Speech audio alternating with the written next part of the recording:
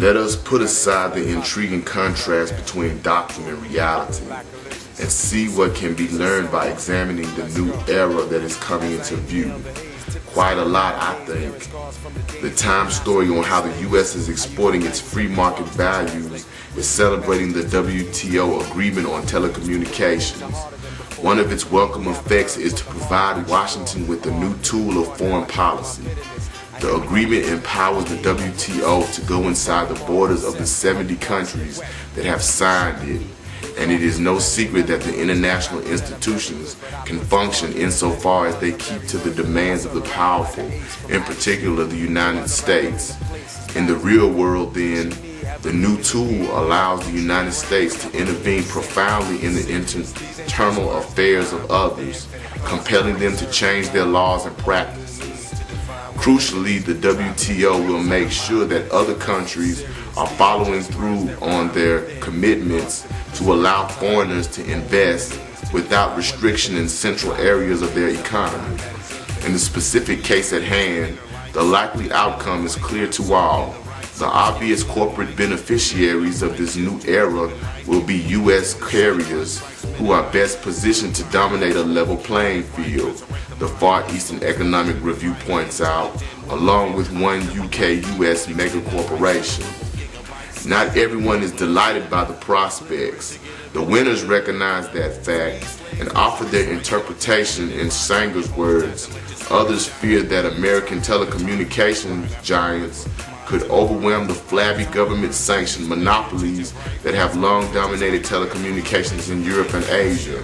As in the United States, long past the period when it had become by far the world's leading economy and most powerful state, it is also worth noting that major contributions to modern technologies, transistors to mention just one, came from the research laboratories of the flabby government-sanctioned monopoly that dominated telecommunications here until the 1970s.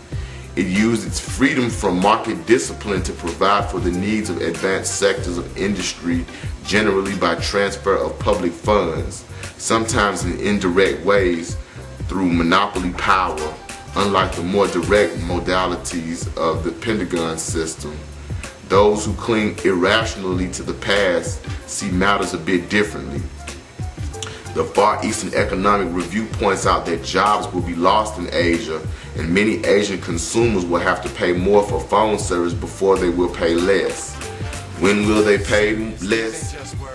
For that bright future to dawn, it is only necessary for foreign investors to be encouraged to act in socially desired ways, not simply with an eye to profit and service to the rich and the business world. How this miracle will come to pass is unexplained, though doubtless the suggestion will inspire serious reflection in corporate headquarters. In the time span relevant to planning, the WTO agreement will raise phone service costs for most Asian consumers, the review predicts. The fact is, comparatively few customers in Asia stand to benefit from cheaper overseas rates that are anticipated with the takeover by huge foreign corporations, mostly American. In the takeover by huge foreign corporations, mostly American, in Indonesia, for example, only about 300,000 of some 200 million people, specifically the business sector, make overseas calls at all. It's very likely the cost of local telecom service in general will rise in Asia, according to David Barden, regional telecoms analyst at JP Morgan Securities in Hong Kong. But that is all to the good, he continues. If there is no profitability in the business, there will be no business. And now that still more public property is being handed over to foreign corporations, they had better be guaranteed profitability, telecommunications today, and a far wider range of related services tomorrow. The business press predicts that personal communications over the internet, including corporate networks and interactions, will overtake telecommunications in 5 or 6 years, and telephone operators have the biggest interest in getting into the online business.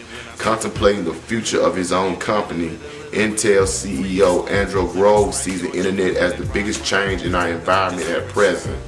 He expects large-scale growth for the connection providers, the people involved in generating the World Wide Web, the people who make the computers, people meaning corporations, and the advertising industry are already running at almost $350 billion annually and anticipating new opportunities with the privatization of the internet, which is expected to convert it to a global oligopoly. Meanwhile, privatization proceeds apace everywhere.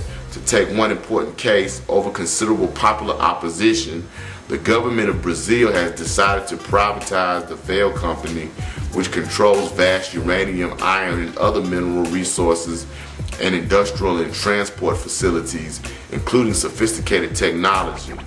Vale is highly profitable with a 1996 income of over $5 billion and excellent prospects for the future. It is one of 6 Latin American enterprises ranked among the 500 most profitable in the world. A study by specialists of the Graduate School of Engineering at the Federal University in Rio estimated that the government has seriously undervalued the company, noting also that it relied on an independent analysis by Merrill Lynch, which happens to be associated with the Anglo-American conglomerate that is seeking to take over this central component of Brazil's economy. The government angrily denies the conclusions. If they are accurate, it will fall into a very familiar pattern. Side comment. Communications are not quite the same as uranium. Concentration of communication hands, particularly foreign hands, raises some rather serious questions about meaningful democracy. Similar questions arise about concentration of finance, which undermines popular involvement in social and economic planning. Control over food raises even more serious questions, in this case about survival. A year ago, the Secretary General of the UN Food and Agricultural Organization, discussing the food crisis following huge rices and cereal prices this year, warned that countries must become more self-reliant in food production. The FAO is warning developing countries to reverse the policies imposed on them by the Washington Consensus. Policies that have had a disastrous impact on much of the world while providing a great boon to subsidize agribusiness, incidentally also to narco-trafficking. Perhaps the most dramatic success of neoliberal reforms as judged by the free market values that the U.S. is exporting. Control over food supplies by foreign corporate giants is well underway, and with the agreement on telecommunications signed and delivered, financial services are next in line.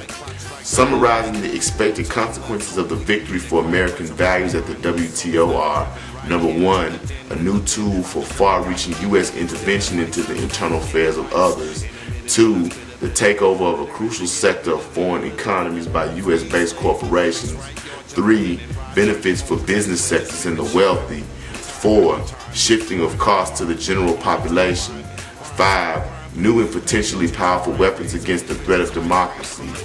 A rational person might ask whether these expectations have something to do with the celebration, or whether they are just incidental to a victory of principle that is celebrated out of commitment to higher values.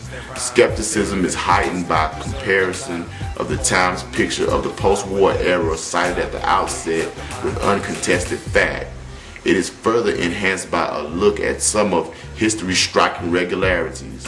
Among them, that those to impose their projects not only hail them with enthusiasm, but also typically benefit from them, whether the values professed involve free trade or other grand principles, which turn out in practice to be finely tuned to the needs of those running the game and cheering the outcome. Logic alone would suggest a touch of skepticism when the pattern is repeated. History should raise it a notch higher. In fact, we need not even search that far.